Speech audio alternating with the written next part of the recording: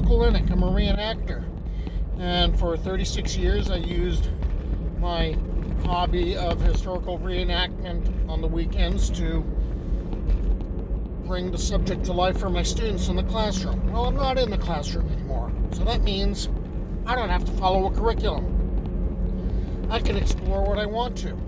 And one of the first things that I got into was taking a look at California history, and I made a point of visiting each of the missions, assistencias, and presidios, and telling the stories of these places while in garb. Well, since then, I've also gotten into looking at other parts of usually 19th century California history, but also I'm looking at ghost towns, and I've been following the trails of various California bandidos who made the state rather infamous. So what I'm doing today is I am on the trail of Atanacio Moreno, who first appeared during the California Gold Rush. And I hope you stick with me while I'm on this journey. Atanacio Moreno, a native of Sonora, Mexico, came to Gold Rush era Los Angeles in 1850, and he established himself as a merchant. Now, according to Horace Bell, a lawyer and newspaper publisher whose memoirs, Reminiscences of a Ranger and the Posthumous on the Old West Coast, have to be taken with a lot of grains of salt. Moreno's business failed in 1853, and he went bankrupt and disappeared from Los Angeles, not to be heard from for months. Meanwhile, in that same year, the famed and feared bandido Joaquín Murrieta was rampaging all around California. He was killed by a posse in the north, and his head was being exhibited. So, what's the big deal? What's the connection between the infamous Joaquín Murrieta and Atanacio Moreno? Because according to the life and adventures of Joaquín Murrieta, the celebrated California bandit, a fanciful account published in 1854 by John Rowland Ridge, a posse led by Charles H. Ellis was formed in 1853. According to Ridge, he found no one at all prepared to accompany him but a Mexican merchant in the place named Atanacio Moreno, a man who was worth money and who stood well in the community. Unsuspected by Ellis, the man secretly belonged to the band of Joaquín Murrieta, or rather, to the tremendous organization that bold chieftain had established throughout California. So if you start digging a little deeper, it wasn't just that Atanacio Moreno was working for Joaquín Murrieta at times, but also he was using his position as part of Ellis's posse, basically being Ellis's posse, to hunt down people he had a problem with and make those problems go away. And once that was found out, Moreno got out of Dodge. All right, he took off and he drifted south, and he ended up falling in with a guy named Gabriel Sennett, or sometimes Jesus Sennett, who was an outlaw. According to Bell, a crime wave washed through Los Angeles in the last part of 1853 after the news of Murrieta's death reached town. Fears were stoked that the frightened bandits from Murrieta's gang were making their way south.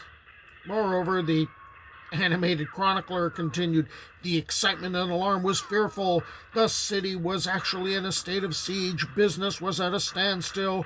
So October passed and November set in. So December 7th, 1853. There is a Los Angeles constable, Jack Whalen, He was a veteran of the Mexican War. He's only had the position since September.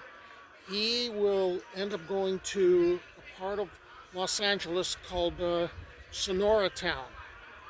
And this was like in the northern end of town, uh, near the Zanja, near the ditch.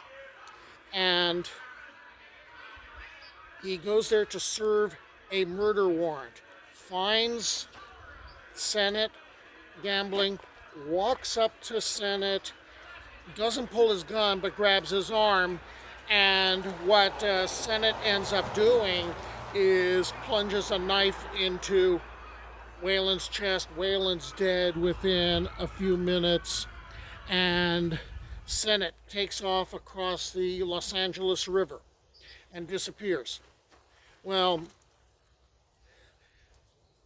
Sheriff Barton, who, by the way, 4 years later is going to become the first Los Angeles County lawman to die in the line of duty over at Barton Flats in what's now Orange County.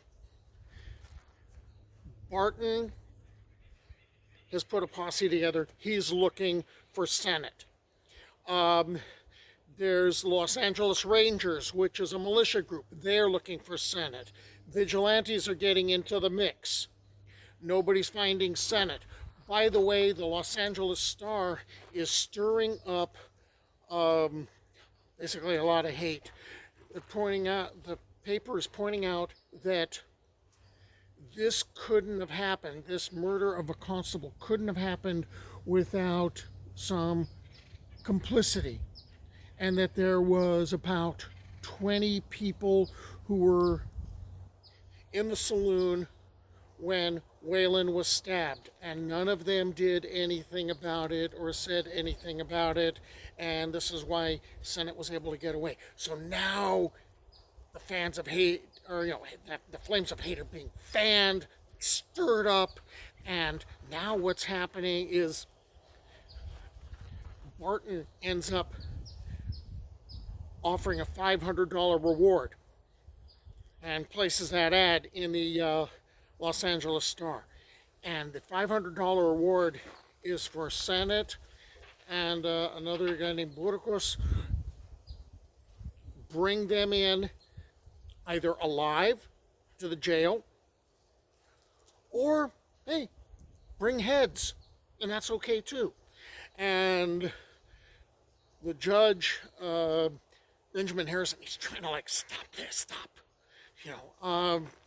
Because you're making things worse. Because he had the fear that vigilantes would be taking advantage of the situation and you might suddenly end up with a whole bunch of different heads. Now it's the next year, 1854. All right, it's been a few weeks, no sign of Senate. Well, January 20th, there's a gang of 6 men who came into the house of Martin DeLong, robbed him, stole like $50 and a horse and some clothing and other possessions, and stole a couple of watches, and then they raped DeLong's California wife. This is around the same time where there's been another robbery, same guys, and this is of a brothel that just had a grand opening. These were ladies that came down from San Francisco and started their business. And now here it is, several days later. The bodies of Senate and Burgos get delivered to Sheriff Barton. And Sheriff Barton, he pays the reward. The bodies are in a wagon that is driven by Atanacio Moreno. And he claims a reward. Okay, yay. Some accounts say that it's the $500 that Barton initially offered. Others say, no, I think it was Bell said, no, it was $1,500, but then Bell tends to exaggerate, and he's usually not very accurate. And it later comes out that, you know, Judge Hayes wrote in his diaries that Moreno was part of the gang, that he was caught later trying to sell a watch, and the watch was identified by DeLong as, you know, hey, that's my watch. Hey, he's wearing my shirt. And so what ends up happening is Moreno gets indicted, and he is found guilty. On April 10th, 1854, Moreno arrived at the newly built San Quentin and was registered as prisoner number 362. The 24-year-old convict listed himself as a merchant, though one indication of his other profession was by a scar on his right leg from gunshot. Yet Moreno proved to be a model prisoner in what was nothing less than a hellhole. Moreno was supposed to serve a 15-year sentence at San Quentin. However, there's a problem. He's sent there in the first year that San Quentin is open. And because before this, inmates were basically housed on ships anchored in San Francisco Bay. And, okay, so San Quentin is open for business. It's built to hold about 300 inmates. There's over 600 inmates there. And Governor Weller